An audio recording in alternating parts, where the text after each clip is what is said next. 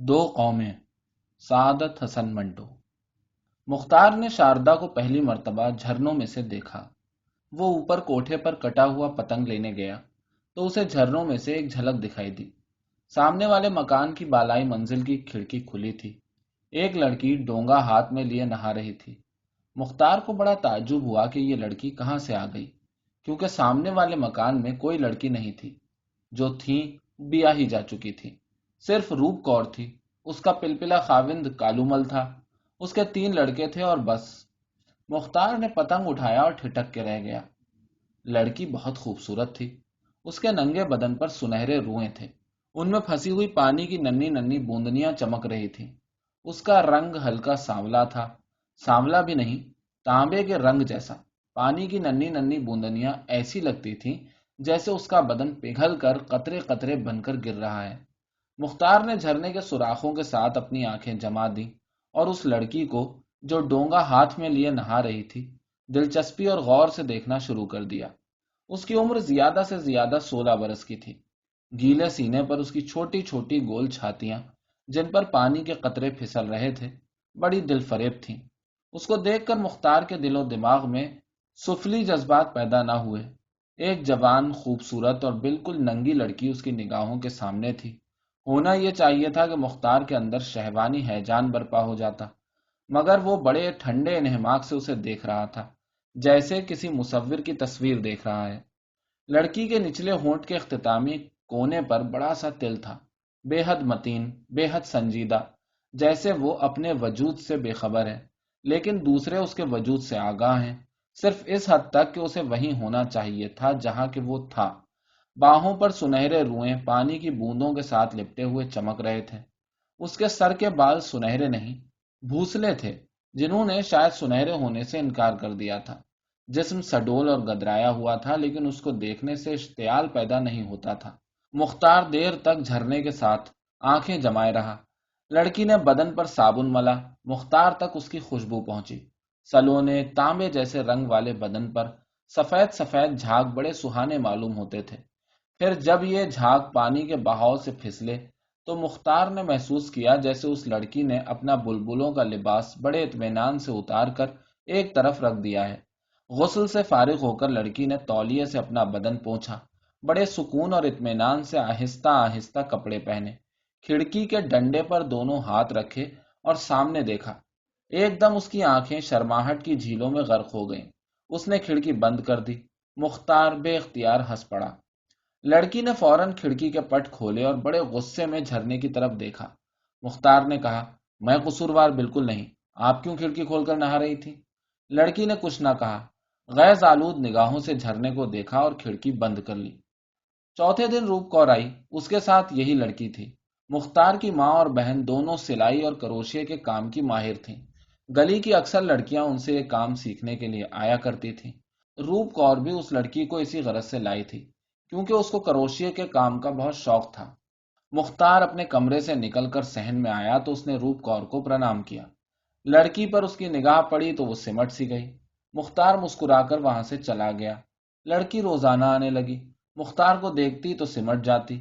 آہستہ آہستہ اس کا یہ رد عمل دور ہوا اور اس کے دماغ سے یہ خیال کسی قدر محو ہوا کہ مختار نے اسے نہاتے دیکھا تھا۔ مختار کو معلوم ہوا کہ اس کا نام شاردا ہے، روپ کور کے چچا کی لڑکی ہے، یتیم ہے، ایک غریب رشتہ دار کے ساتھ رہتی تھی۔ روپ کور نے اس کو اپنے پاس بلا لیا۔ انٹرنس پاس ہے، بڑی ذہین ہے، کیونکہ اس نے کروشیے کا مشکل سے مشکل کام یوں چٹکیوں میں سیکھ لیا تھا۔ دن گزرتے گئے۔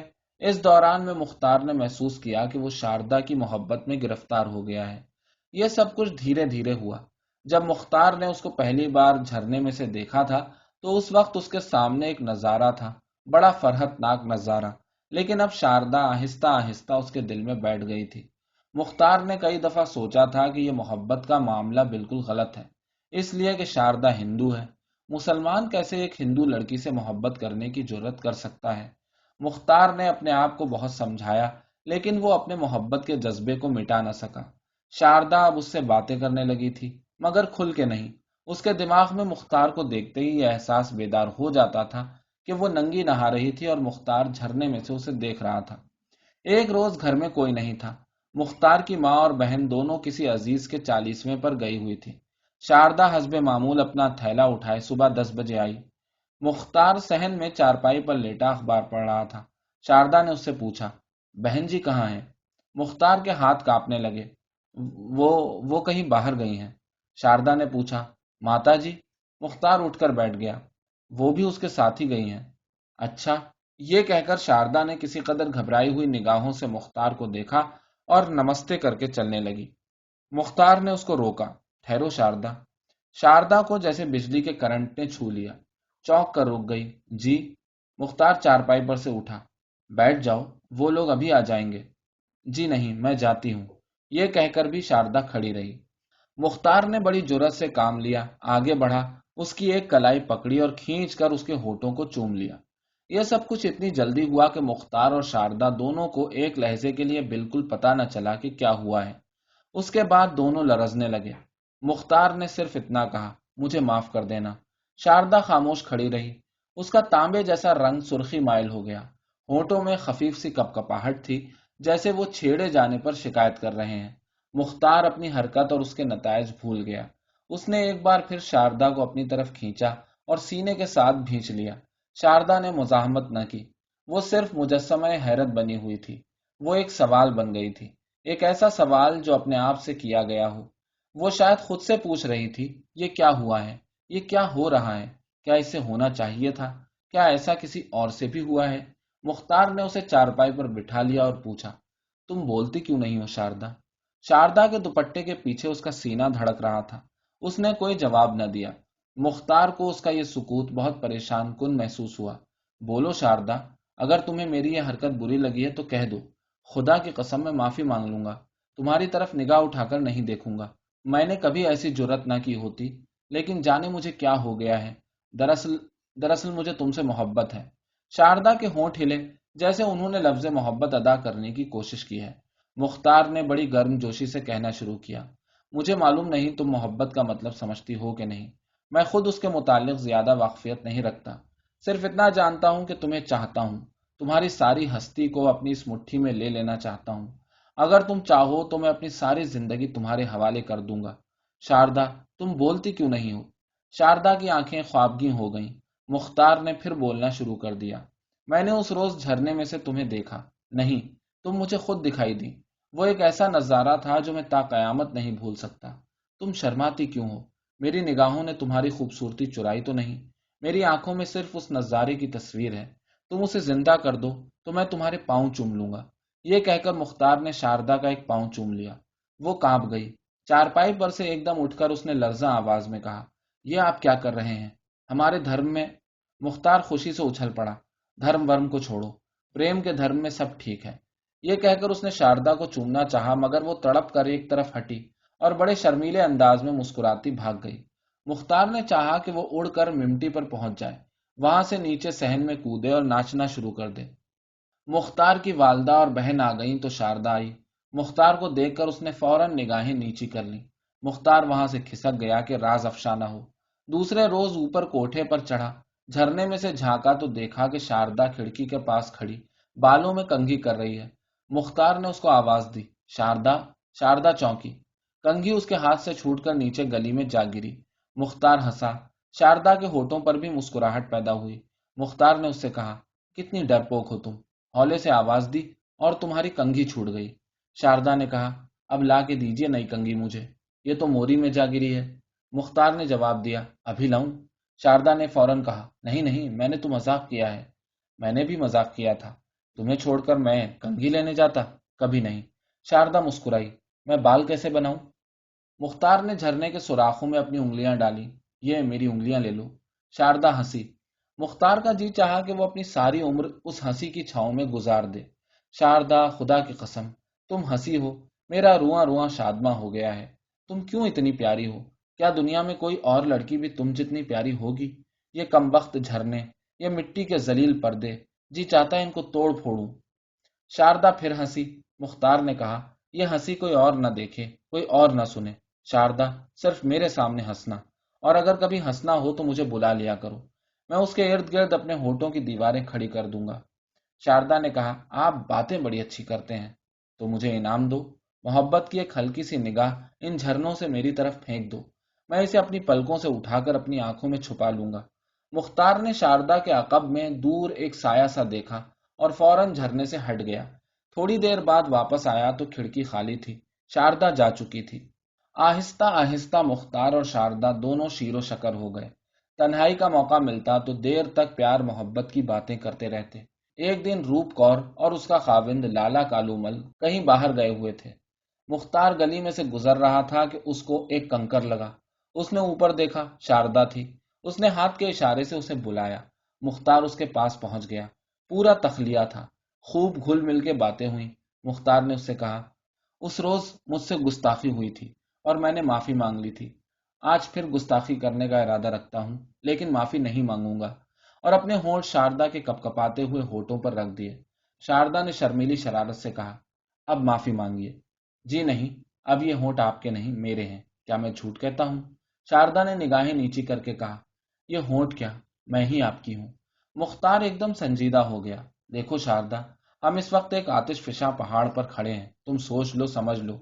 मैं तुम्हें यकीन दिलाता हूं, खुदा की कसम खाकर कहता हूं कि तुम्हारे सिवा मेरी जिंदगी में और कोई औरत नहीं आएगी। मैं कसम खाता हूं कि जिंदगी भर मैं तुम्हारा रहूंगा। मेरी मोहब्बत साबित कदम रहेगी। क्या तुम भी इसका अहद करती हो? शारदा ने अपनी निगाहें उठाकर मुख्तार की तरफ देखा। मेरा प्रेम सच्चा है। मुख्तार ने उसको सीने के साथ भींच लिया और कहा, जिंदा रहो, सिर्फ मेरे लिए, मेरी मोहब्बत के लिए वक्फ रहो। खुदा की कसम शारदा, अगर तुम्हारा इल्तिफात मुझे ना मिलता तो मैं यकीनन खुदकुशी कर लेता। तुम मेरी आगोश में हो। मुझे ऐसा महसूस होता है कि सारी दुनिया की खुशियों से मेरी झोली भरी हुई है। मैं बहुत खुशनसीब हूँ। शारदा ने अपना सर मुख्तार के कंधे पर गिरा दिया। आप बातें करना जानते हैं, मुझसे अपने दिल की बात नहीं कही जाती। देर तक दोनों एक दूसरे में मदगम रहे। जब मुख्तार वहां से गया तो उसकी रूह एक नई और सुहानी लज्जत से मामूर थी। सारी रात वो सोचता रहा। दूसरे दिन कलकत्ते चला गया, जहां उसका बाप कारोबार करता था। 8 दिन के बाद वापस आया। शारदा हस्बे मामूल करोशिये का काम सीखने मुकर्ररा वक्त पर आई। उसकी निगाहों ने उससे कई बातें की। कहाँ गायब रहे इतने दिन? मुझसे कुछ न कहा और कलकत्ते चले गए। मोहब्बत के बड़े दावे करते थे। मैं नहीं बोलूंगी तुमसे। मेरी तरफ क्या देखते हो? क्या कहना चाहते हो मुझसे? मुख्तार बहुत कुछ कहना चाहता था, मगर तन्हाई नहीं थी। वो काफी तवील गुफ्तगू उससे करना चाहता था। 2 दिन गुजर गए, मौका न मिला। निगाहों ही निगाहों में गूंगी बातें होती रहीं। आखिर तीसरे रोज शारदा ने उसे बुलाया। मुख्तार बहुत खुश हुआ। रूप कौर और उसका खाविंद लाला कालूमल घर में नहीं थे। शारदा सीढ़ियों में मिली। मुख्तार ने वहीं उसको अपने सीने के साथ लगाना चाहा। वो तड़प कर ऊपर चली गई, नाराज थी। मुख्तार ने उससे कहा, देखो मेरी जान, मेरे पास बैठो। मैं तुमसे बहुत जरूरी बातें करना चाहता हूँ। ऐसी बातें जिनका हमारी जिंदगी से बड़ा गहरा ताल्लुक है। शारदा उसके पास पलंग पर बैठ गई। तुम बात टालो नहीं। बताओ, मुझे बताए बगैर कलकत्ते क्यों गए? सच, मैं बहुत रोई। मुख्तार ने बढ़कर उसकी आंखें चूमी। उस रोज मैं जब से गया तो सारी रात सोचता रहा। जो कुछ उस रोज हुआ उसके बाद ये सोच विचार लाजमी थी। हमारी हैसियत मियाँ बीवी की थी। मैंने गलती की। तुमने कुछ न सोचा। हमने एक ही जस्त में कई मंजिलें तय कर ली और ये गौर ही न किया कि हमें जाना किस तरफ है। समझ रही हो ना शारदा? शारदा ने आंखें झुका ली। जी हाँ। मैं कलकत्ते इसलिए गया था कि अब्बा जी से मशवरा करूं। तुम्हें सुनकर खुशी होगी कि मैंने उनको राजी कर लिया है। मुख्तार की आंखें खुशी से चमक उठी। शारदा के दोनों हाथ अपने हाथों में लेकर उसने कहा, मेरे दिल का सारा बोझ हल्का हो गया है। मैं अब तुमसे शादी कर सकता हूँ। शारदा ने हौले से कहा, शादी? हाँ, शादी। शारदा ने पूछा, कैसे हो सकती है हमारी शादी? मुख्तार मुस्कुराया, इसमें मुश्किल ही क्या है? तुम मुसलमान हो जाना। शारदा एकदम चौंकी, मुसलमान? मुख्तार ने बड़े इत्मीनान से कहा, हाँ हाँ, इसके अलावा और हो ही क्या सकता है। मुझे मालूम है कि तुम्हारे घर वाले बड़ा हंगामा मचाएंगे, लेकिन मैंने इसका इंतजाम कर लिया है। हम दोनों यहाँ से गायब हो जाएंगे, सीधे कलकत्ते चलेंगे। बाकी काम अब्बा जी के सुपुर्द है। जिस रोज वहां पहुंचेंगे उसी रोज मौलवी बुलाकर तुम्हें मुसलमान बना देंगे। शादी भी उसी वक्त हो जाएगी। शारदा के होंठ जैसे किसी ने सी दिए। मुख्तार ने उसकी तरफ देखा। खामोश क्यों हो गई? शारदा न बोली। मुख्तार को बड़ी उलझन हुई। बताओ शारदा, क्या बात है? शारदा ने बमुश्किल इतना कहा, तुम हिंदू हो जाओ। मैं हिंदू हो जाऊं? मुख्तार के लहजे में हैरत थी। वो हंसा, मैं हिंदू कैसे हो सकता हूं? मैं कैसे मुसलमान हो सकती हूँ? शारदा की आवाज मध्यम थी। तुम क्यों मुसलमान नहीं हो सकती? मेरा मतलब है कि तुम मुझसे मोहब्बत करती हो। اس کے علاوہ اسلام سب سے اچھا مذہب ہے۔ ہندو مذہب بھی کوئی مذہب ہے؟ گائے کا پیشاب پیتے ہیں، بت پوجتے ہیں۔ میرا مطلب ہے کہ ٹھیک ہے اپنی جگہ یہ مذہب بھی، مگر اسلام کا مقابلہ نہیں کر سکتا۔ مختار کے خیالات پریشان تھے۔ تم مسلمان ہو جاؤ گی تو بس، میرا مطلب ہے کہ سب ٹھیک ہو جائے گا۔ شاردا کے چہرے کا تانبے جیسا رنگ زرد پڑ گیا۔ آپ ہندو نہیں ہوں گے؟ مختار ہنسا۔ پاگل ہو تم؟ شاردا کا رنگ اور زرد پڑ گیا۔ آپ جائیے، وہ لوگ آنے والے ہیں۔ یہ کہہ کر وہ پلنگ پر سے اٹھی۔ مختار متحیر ہو گیا۔ لیکن شاردا؟ نہیں نہیں، جائیے آپ، جلدی جائیے، وہ آ جائیں گے۔ شاردا کے لہجے میں بے اعتنائی کی سردی تھی۔ مختار نے اپنے خشک حلق سے بمشکل یہ الفاظ نکالے، ہم دونوں ایک دوسرے سے محبت کرتے ہیں۔ شاردا تم ناراض کیوں ہو گئی؟ چلے جاؤ، جاؤ، جاؤ، چلے جاؤ۔ ہمارا ہندو مذہب بہت برا ہے، تم مسلمان بہت اچھے ہو۔ شاردا کے لہجے میں نفرت تھی۔ وہ دوسرے کمرے میں چلی گئی اور دروازہ بند کر دیا۔ مختار اپنا اسلام سینے میں دبائے وہاں سے چلا گیا۔